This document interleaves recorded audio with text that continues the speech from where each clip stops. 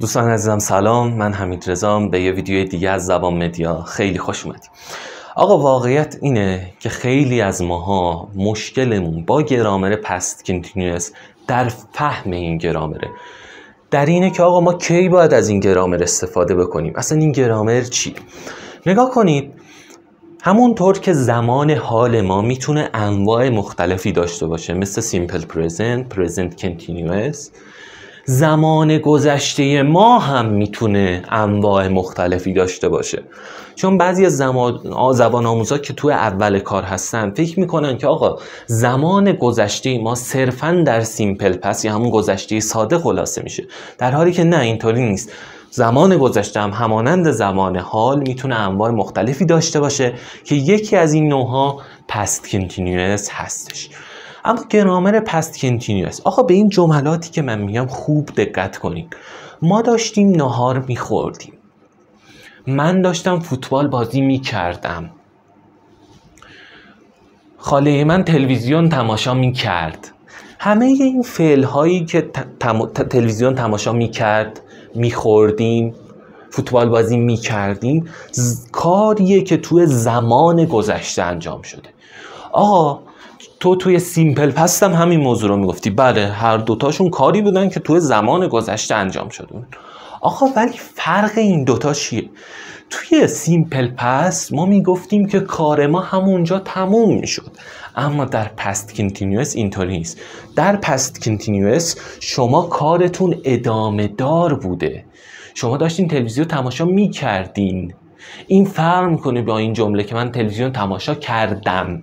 آها، فهمیدیم؟ بس اینجاست فرق پست کنتینیوس با سیمپل پست. بعضی هم میگن آقا میشه یکم توضیح بیشتری بدیم. نگاه کن، در واقع اگه این قسمت رو ما زمان حال در نظر بگیریم و کل این قسمت رو زمان گذشته در نظر بگیریم، شما اون کاری که توی زمان گذشته انجام دادین تو یه جایی شروع شده و در یک جایی هم تموم شده. در واقع پس کنتینیوس میاد درباره این قسمت صحبت میکنه، یعنی بین کاری که تو اون گذشته شروع شده و تموم شده، بین اون رو در واقع صحبت میکنه. این میشه از کاربرد پست کنتینیوس. اوکی، اما حالا بریم سراغ ساختار این گرامر. تو بحث گرامرها اگه ویدیوهای ما رو دنبال کرده باشی، من همیشه یه موضوعی رو میگم، آقا حتما به سابجکت پروناونس ها دقت کنید، چون بسته به این که سابجکت پروناونس شما چی باشه، ساختار اون گرامر میتونه تغییر بکنه. تو گرامر پست کنتینیوس شما آی، هی، شی، ایت رو توی یه گروه قرار میدین، یو، وی، دی رو توی گروه دیگه ای قرار میدین. اوکی، واسه گروه اول که آی، هی، شی، ایت هستش، تو بحث پازیتیوش، آقا پست کنتینیوس در واقع یه جورایی همون گذشته پرزنت کنتینیوس دیگه. اوکی، توی پرزنت کنتینیوس ما تو بی ورب داشتیم، با تو بی ورب هامون رو داشتیم، ام ایز آ رو داشتیم با فعل آی ان جی دارمون. اوکی، حالا گذشته اینا چی میشه؟ شما کافیه تو بی ورب هاتون همون گذشتهش بشه، یعنی بشه وازوور. وازوور به علاوه وربی که آی ان جی داره میشه. اوکی، پس توی آی، هی، شی، ایت شما واز رو به علاوه فعل آی ان جی دارتون میکنی، یعنی میشه he was playing golf. اوکی، هی که سابجکتونه، was playing golf. he was playing golf چی میشه؟ میشه که اون داشت گلف بازی میکرد. اون داشت گلف بازی میکرد. اگه بچه ها حواستون باشه، اگه سیمپل پس بود یعنی اون گلف بازی کرد، ولی اینجا داریم چی میگیم؟ میگیم اون داشت گلف بازی میکرد. این پست کنتینیوسه. آها، اوکی.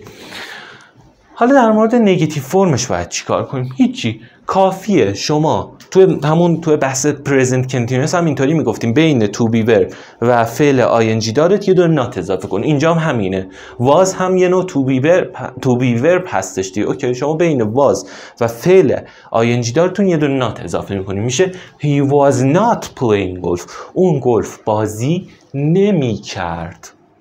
حالا شما میتونین وازنات رو به شکل اختصار وازنت هم بنویسین. اوکی. Now what about the question form of that؟ حالا در مورد شکل سوالیش باید چیکار کنیم؟ نسیم، همیشه گفتم اگه خیلی گیجتون کرد این قسمتی که باهاش منفی میکردیم ناتش رو بندازیم با اون شروع کنیم. اوکی. Was he playing golf؟ اون گلف بازی میکرد؟ جواب چیه؟ چون با was شروع شده yes he was، آره داشت بازی میکرد. or no he wasn't، نه بازی نمیکرد. حالا اگه تو ادامه no he wasn't قرار شد جمله‌ای بگی، دوباره همینو میتونی بگی. مثلا من میگم اون داشت گلف بازی میکرد، تو میگی نه گلف بازی نمیکرد، مثلا اون داشت ظرفا رو میشد. No he wasn't، he was washing the dishes. اوکی، به همین سادگی. اوکی، حالا اگه سابجکت های ما you we they شد قضیه چیه؟ هیچی، تو گروه قبلی was داشتیم، اینجا were داریم، یعنی میشه they were playing golf. They were playing golf یعنی اونا داشتند گلف بازی میکردن. اوکی. What about the negative form of that? Nothing. Just you should add not between were and playing. فقط کافیه یه دو not اضافه کنیم بین were و فعل ing دارتون که حالا اینجا playing میشه they were not playing golf. They were not playing golf یعنی اونا گلف بازی نمی کردن. حالا اینجا شما were not رو دوباره به اختصار میتونین weren't هم بنویسید. اوکی. حالا شکل سوالی اون چطور؟ باز دوباره گفتم واسه شکل سوالی اگه موندیم باید با چی شروع کنی؟ اینجا were not notشو بندازیم باید با were. Were they playing golf؟ اونا گلف بازی میکردن؟ Yes they were or no they weren't. و اما سه تا نکته خیلی مهم در مورد گرامر پست کنتینیوس. نکته شماره 1، آقا من توی دروس قبلی که بهتون گرامر درس دادم عمدتاً واسه زمانها یک قید مشخصی بهش اشاره می‌کردم، میگفتم خیلی مرسومه که با این زمانه بیاد. در مورد گرامر پست کنتینیوس ما همچین قیدی رو نداریم و با قیدهای خیلی زیادی میشه این گرامر پست کنتینیوس رو ساخت. نمیدونم always و all the evening و all the morning و all the day و همه اینا میشه. مثلا I was working all the evening، من کل عصر رو داشتم کار میکردم. اوکی. نکته شماره 2، تو present continuous بهتون گفته بودم آقا یه سری فعل ها هستن که اینا کلا continuous نمیشن، یعنی ing نمیتونن بگیرن. خب اونا وقتی نمیتونن continuous بشن تو بحث present continuous نمیتونیم استفاده کنیم، تو past continuous هم به همین شکله که لیستشو دارین اینجا ببینید. آقا این فعل ها با این فعل ها ما نمیتونیم past continuous بسازیم، همونطور که present continuous هم نمیتونستیم بسازیم.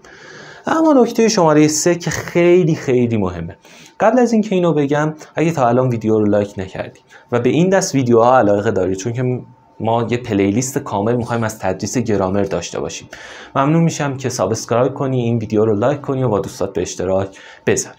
و اما نکته شماره 3 که خیلی خیلی مهمه، آقا توی یک تعریف دیگه از پست کنتینیوس میگن عملی که توی گذشته انجام شده ادامه دار بوده و توسط عمل دیگری قطع شده. به این کاره که توی گذشته بوده و در حال ادامه بوده به اون میگیم پست کنتینیوس. این کاری که اومده قطع کرده به این میگیم سیمپل پست. آقا چرا داری ما رو گیج میکنی؟ خلاصه این مطلب رو بگو. خلاصه این مطلب اینه که آقا خیلی مرسومه سیمپل پست و پست کنتینیوس رو با هم توی یه جمله استفاده کنن. چطوری آقا؟ اینطوری. به این جمله من نگاه کن. آقا ما داشتیم ناهار میخوردیم بابا رسید. ما داشتیم ناهار میخوردیم یه کاری بوده که ادامه دار بوده، پست کنتینیوسه. بابا رسید، بابا اومد این کار رو قطع کرد، بابا رسید سیمپل پست ماست. اوکی. حالا آقا این ساختار اینجور جملات چیه که اتفاقا خیلی هم مرسومه؟ به اینجا دقت کنید، با when و while ساخته میشن. در مورد when آقا یه نکته بگم، من عمدتاً بعد when ما سیمپل پس رو داریم. این جمله بعد when باید سیمپل پس بشه. حالا اگه این when، خوب گوش کن، اگه این when اول جمله استفاده شد بعدش سیمپل پس میاد، یه ویرگول ادامهش میشه پست کنتینیوس.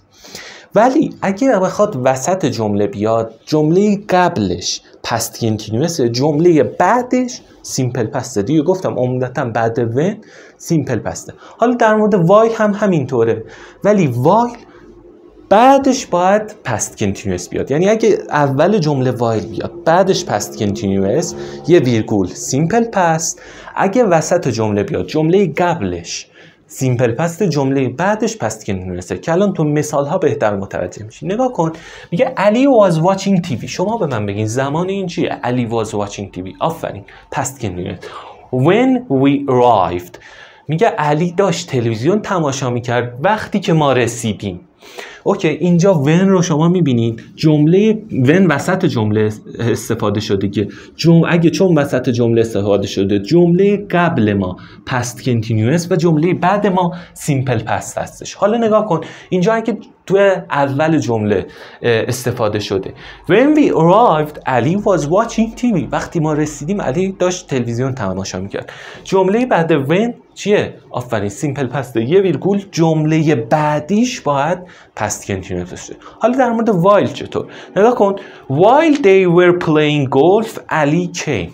میگه در حالی که اونا داشتن گلف بازی میکردن علی رسید. نگاه while اول جمله استفاده شده پس جمله بعدیش past continuous یه ویرگول simple past. حالا شما اینو به من بگین همینو طوری استفاده کنین که while وسط جمله باشه. چطور میشه؟ تو ویدیو رو پاز کن جواب بده. اوکی جواب دادی کامل. حالا الان من جوابشو میگم. آقا while میخواد وسط جمله استفاده بشه دیگه. پس اول این میاد علی came while they were playing golf. یعنی علی رسید، علی اومد وقتی که اونا داشتن، در حالی که اونا داشتن گلف بازی میکردن. این بود از تدریس گرامر پست کنتینوس. امیدوارم که تمامی نکات، کاربرد و ساختار و همه این مسائل رو به خوبی یاد گرفته باشین. ممنون میشم ویدیو رو لایک کنین، سابسکرایب کنین و تو شبکه‌های اجتماعی دیگه ما رو دنبال کنین. تا ویدیوهای دیگه و تدریس دیگه، بدرود.